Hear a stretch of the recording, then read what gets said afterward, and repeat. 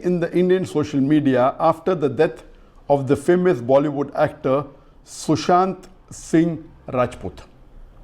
He was found dead hanging from the ceiling fan in his home and had reportedly been suffering from depression for about 6 months. It is alleged that he committed suicide, but the investigation is underway. I have following questions on depression after seeing various social media posts on it. Number one, is depression a disease?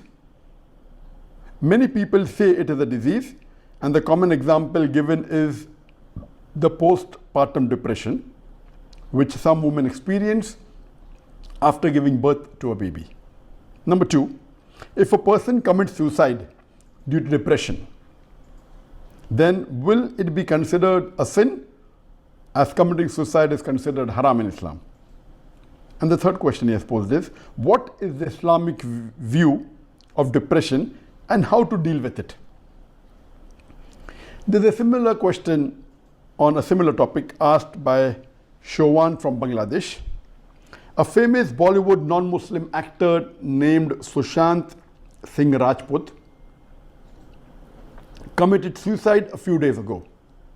People all over the world, including Muslims, posting and sharing on social media, may his soul rest in peace. This is surely an indirect prayer for that person that may God grant him Jannah. Please, doctor, say something about this.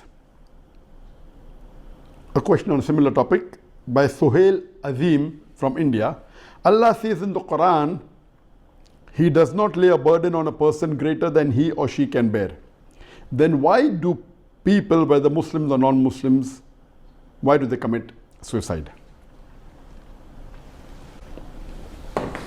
Replying to all these questions would require more than 1.5 hours. It would require more than one complete session. I will try and answer in brief as much as I can. Let me confess to you that I was absolutely ignorant about this Bollywood actor, Sushant Singh Rajput. I'm hearing his name for the first time. And when I received this question from my team in the morning, I Googled and I read and I came to know that Sushant Singh Rajput was a very famous Bollywood actor, and he committed suicide by hanging 6 days ago, last Sunday, on the 14th of June 2020. And according to investigation, the police says that he was suffering from depression for the past several months, and there can be various causes, that there was rivalry in his profession, various reasons, but he did commit suicide by hanging. And unfortunately, there are few hundred celebrity, or maybe 1,000 or more throughout the world, few thousand throughout the world, who are looked upon by tens of millions of people throughout the world. And we know that many of the actresses and actors, as well as many singers, they are considered to be as ideal by many of the human beings throughout the world, and they think and they strive to become like them, as though if they achieve what the actor has achieved or what the singer has achieved, they will achieve the objective of their life, thinking that that is the best goal, not knowing that many of these celebrities, to a great extent, they have depression, and actually they don't have a very peaceful and happy life. It is only the glamour that you see on the screen. And unfortunately, many of the human beings, they follow them blindly and they spend their full lives to become like them. Hardly, not even 1% of those people trying, achieve even a small percentage of what these celebrities have achieved. The main purpose that they think they'll achieve happiness is totally a misconception. Let me give you an example. There was an article that came more than 2 months back on the Daily Mail of UK on the 11th of April 2020, about 2 months back. And it gave a report of a survey that was done in the Mannheim University in Germany by a group of German psychologists, and they did a survey that which of groups of the people they are happy. And this survey, they interviewed 67,562 people. And this sample is very large. Normally they survey a couple of hundred or a couple of thousand, but here they interviewed 67,562 people. And they wanted to know who are the people who are the most satisfied. The survey was, who are the people who are most satisfied with life? And in the survey they said that people who believed in a God or believed in religion were more happy than the people who did not believe in religion. So the least happy or the least satisfied amongst all the human beings in the world, they were the atheists. And the survey goes in depth, and it says that among the religious people, the people following which religion are the most satisfied. And this survey said number one were the Muslims. The people who followed Islam, the Muslims, were the most satisfied people in the world, followed by Christianity, followed by Buddhism, and last was Hinduism. Among the religious people, they said that the Muslims, the gap between the Muslims and the Christian was very vast. Not that the Christians were close second. The Muslims were the most satisfied. And today if we analyze, the people that are looked down upon maximum amongst any religion, it is Islam. The religion which is maximum spoken against in the media today is Islam. The religion which is criticized maximum is Islam. The people who are harassed the most in the world are the Muslims. The people who are oppressed the most today in the world are the Muslims. The maximum negative factor by the media and all over the world, the society, is against Muslims and Islam. In spite of this, the survey said, and this survey wasn't done by Muslims, it was done by non-Muslims. This survey said that Muslims were the most satisfied people in the world because they believed in oneness. And the major factor for their happiness and satisfaction was Tawheed. Because the concept of God in Islam, the Tawheed, that there is no God worthy of worship except Allah, and no one deserves to be worshipped, and the one who is all powerful, all knowing, all wise is Allah, Almighty God. So because of this concept, and the Muslims as a whole, they are the most practicing amongst all religious people. In numbers, Christians may be more who say we are Christians, maybe about 2.5 to 3 billion, but the Muslims are 2 billion, but the percentage of Muslims practicing is much higher than any other religious group. And because of the oneness, this group of psychologists, they rated them the highest. So Alhamdulillah. And this survey also said that the least rate of depression amongst any people are amongst the Muslims. And the least rate of suicide amongst any people are the Muslims. And this survey was done by non-Muslims. So coming to it, we come to know that Islam has the solution to the problems of humankind. Coming to the basic question that the first questioner posed, that is depression a disease? And if someone commits suicide, is it haram? And what is the Islamic solution for it? For depression and for committing suicide. Regarding is depression a disease? Depression is mainly a mental disorder.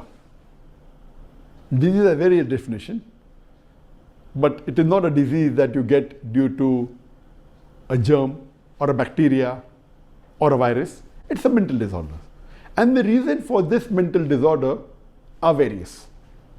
One of the reasons for depression, it can be due to hormonal changes. It can be due to some enzymes that have been secreted by the brain. But the common cause is due to a personality trait, and the most common is environmental. Environmental, that today's survey tells us that in India, the majority of the people that do suicide is mainly because of economic reasons. And you find a large number of farmers, they commit suicide. Then you have people due to being dissatisfied because of their job, because of rivalry in the profession. People commit suicide. There are students at a young age, because of the depression of exams, they commit suicide.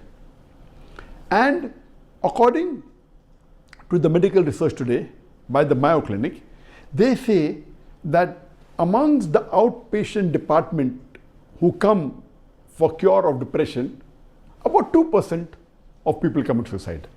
Among the inpatient department who admit themselves in the hospital because of depression, about 4% commit suicide. And on a whole, amongst the depressed people, amongst the men, 7% commit suicide. Amongst women, only 1%. Coming to your question about the postpartum depression, yes, as I said, there are hormonal changes in the woman due to menstruation, due to postpartum after delivery, and this can be the cause of depression. But the suicide rate due to depression amongst the women is much less.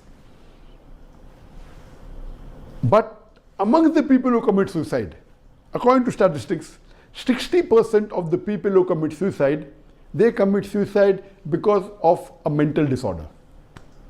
And among these mental disorder, one of the highest rate is due to depression. So maybe 1/3 or a little bit more than 1/3 cases of the suicide, those who commit suicide, may be due to depression.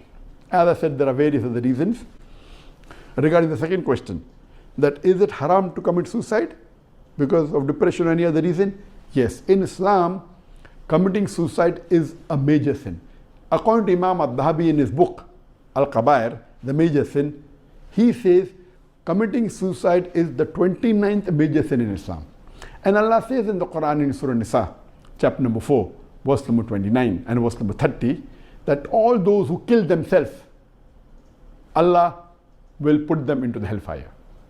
And the hadith of the beloved Prophet Muhammad Sallallahu Alaihi Wasallam, it's mentioned in the hadith of Tirmidhi, volume number 4, hadith number 2044, that our beloved Prophet Muhammad Sallallahu Alaihi Wasallam said that if anyone kills himself with iron or with an instrument or with a knife, Allah subhanahu wa ta'ala will put him into the hellfire and he'll keep on stabbing himself with the same instrument. And the hadith continues, if someone commits suicide by taking poison, Allah subhanahu wa ta'ala will make him do that thing, taking poison, in hellfire continuously. So committing suicide is a major sin and it is haram in Islam. Regarding the third part of the question by the first questioner, that what is the Islamic solution for this? The Islamic solution for depression and for suicide is, Allah says in the Quran, in Surah Ra'd, chapter number 13, verse number 28, verily in the remembrance of Allah will hearts find satisfaction. So the survey which people are the most satisfied is the Muslim, because the Muslim knows that verily in the remembrance of Allah will the hearts find satisfaction. So this is the solution for depression and for suicide. And Allah also says in the Quran in Surah Baqarah chapter 2 verse number 195 that do not make your own hands the cause of your own destruction. That is saying that committing suicide is haram.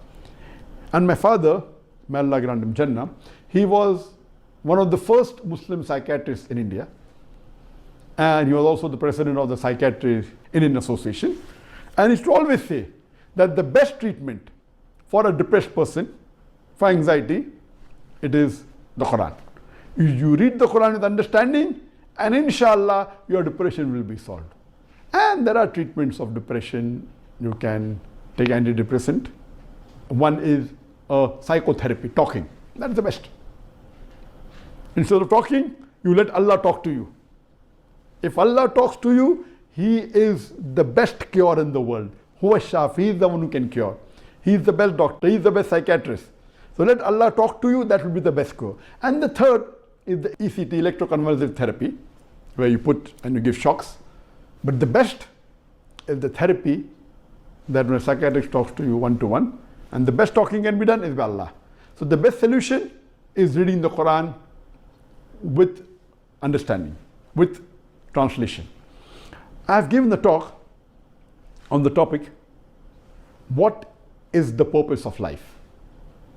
And in this talk, I have described that every human being has a center. Some people are mainly society center. What will the society think about me? So they're most bothered about what will the friends and the society think about me, so they're trying to satisfy society. Some people are neighbor center. They're more involved in trying to prove that they're better than the neighbor. Some people are family centered. They are more bothered about their parents. Some people think that what their parents say is everything. So the main purpose of life is to satisfy the mother. Some people's purpose of life is to satisfy their father. So even if the mother speaks against Quran and Sunnah, if he's a Muslim, he will say no. Following the mother is important, not realizing that yes, obeying the mother is important. But if the mother speaks against Allah and His Rasul, at that time you don't listen to her. But that person is mother-centered. So you only want to satisfy his mother even though she goes against Allah and His Rasul. Some people are father-centered. Some people are children-centered.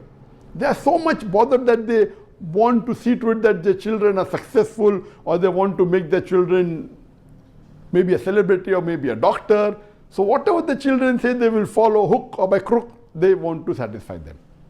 But a true Muslim, a true mu'min, is a person who is Allah-centered. His life should be revolving around the commandments of Allah, the teachings of Allah and His Rasul, our beloved Prophet Muhammad. If he is Allah-centered, and that what was our beloved Prophet, and the Sahabas, and the Khulafa Rashidin, they always, when they did any deed, they used to wonder, will Allah be happy or not? They are least bothered whether it will be against them or not, will it be against their family or not. Their first criteria was, will Allah and His Rasul be happy or not? So a true Muslim should be Allah-centered. If you are Allah-centered, and if you are centered around the teachings of the glorious Quran and the Sahih Hadith of our beloved Prophet Muhammad, inshallah, you can never be depressed. And as I said, depression is different from feeling grief or sad. A person can be sad if he goes lost in business, or if he has a death in the family. But depression is a medical terminology. If that thing continues for 2 weeks or more, it's called a depression. So if someone dies, our beloved Prophet ﷺ said, you can maximum grieve for 3 days. That also in limitations, you cannot go overboard. All these are teachings of a Prophet because this is the will of Allah.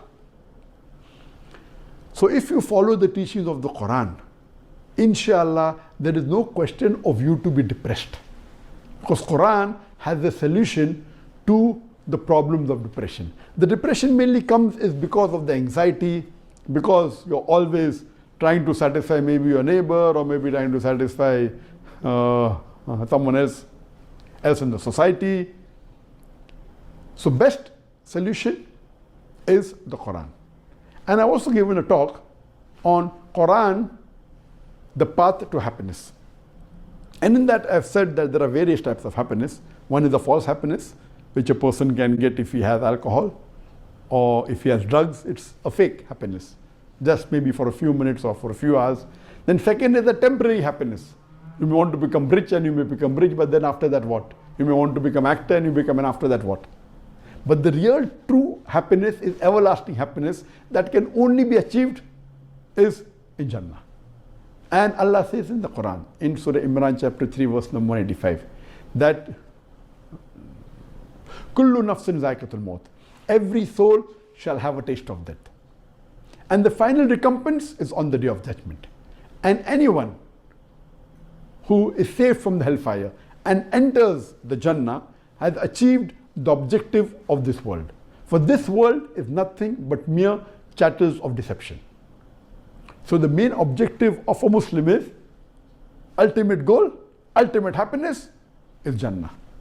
And before he reaches Jannah, the path to Jannah is also happiness.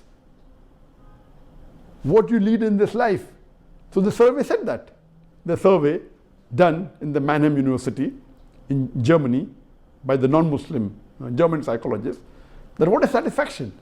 The satisfaction that you have, even though the Muslims are ill-treated, they are oppressed, yet we find that they have faith in Allah.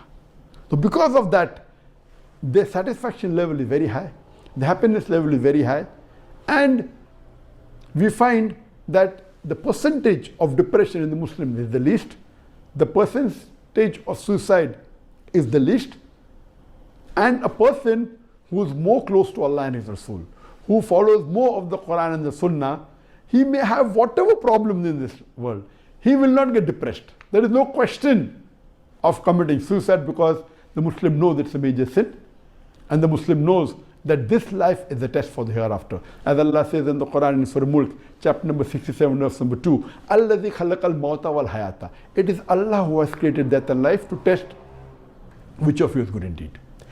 Come to the second question now, that many people, after the actor Sushant Singh Rajput died, many people said that may his soul rest in peace. And many Muslims said that. So can a Muslim say that? Doesn't it mean that we are saying that may he go to Jannah? When any human being dies, the best thing to say is Inna lillahi wa inna ilaihi raji'un. From Him we come, from Allah we come, from God we come, and to Him we return, and to Almighty God we return. Even a Muslim dies, you can say that. Even if a non-Muslim dies, you can say that. And once there was a death procession going off a Jew, and the Prophet stood up when he saw that dead body passing. So the Sahaba said, but Ya Rasulullah, this is a Jew. So he said, yes, but he's a human being.